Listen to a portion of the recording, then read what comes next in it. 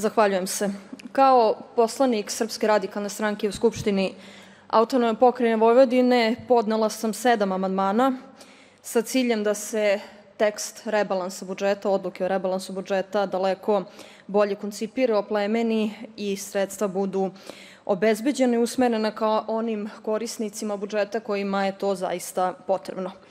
Krenula bih zapravo od nazad, krenula bih od 7. i 6. amandmana jer se on upravo odnosi na odluku o rebalansu budžeta i na onome o čemu sam i u izlaganju govorila izrazito, rekla bih čak i nepotrebno velikim sredstvima namenjenim za tekuću budžetsku rezervu. 7. amandmanom sam imala za nameru da sa tekuće budžetske rezerve odvojim određena sredstva i distribuiram ih u program koji se zove Podsticaj u poljoprivredi i ruralnom razvoju. Podsjetiću sve prisutne da je Pokrajinski sekretarijat za poljoprivredu, vodoprivredu i šumarstvo na ovom rebalansu dobio 0.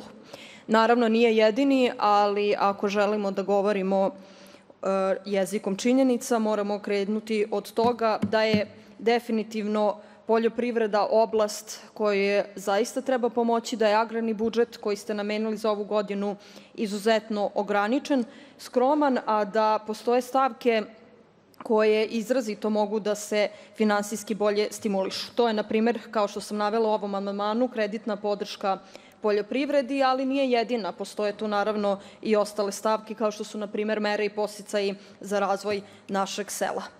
Sledećim amandmanom sam takođe imala za cilj da sa novca koji suštinski ostaje neopredeljen, a odnosi se na tekuću budžetsku rezervu, usmerite taj novac na ono što je mnogo potrebnije, a dala sam primer da to bude aktivna politika zapošljavanja u Autonomnoj pokrajini Vojvodini.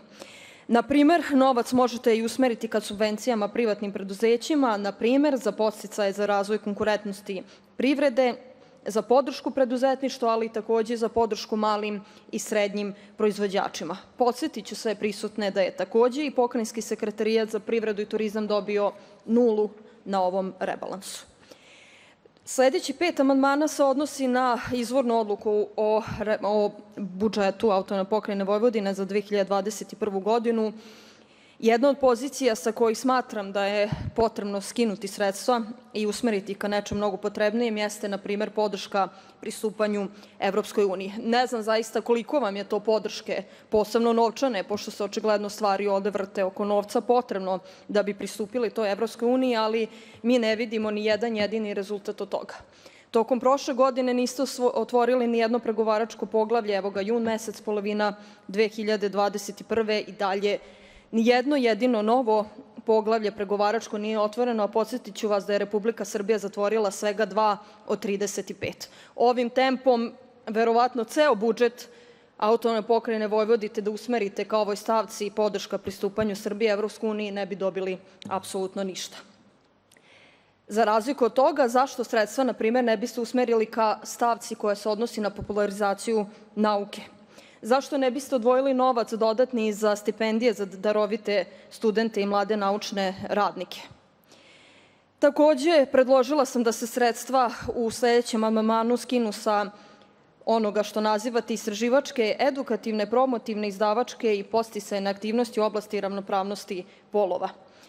Sa druge strane, za podršku istraživanju, zaštiti i očuvanju tradicionalnog stvaralaštva Srba izdvojili se svega 8 miliona dinara.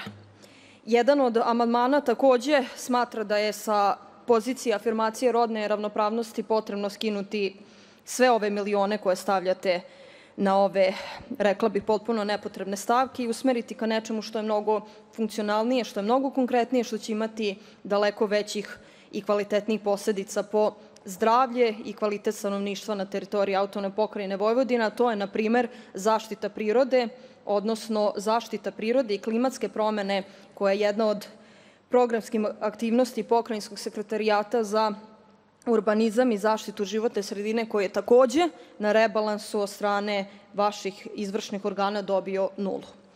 Takođe, pronatalitetna politika, popularizacija ove stavke je izuzetno zanemaren program u vašoj izvornoj odluci o budžetu za 2021. godinu.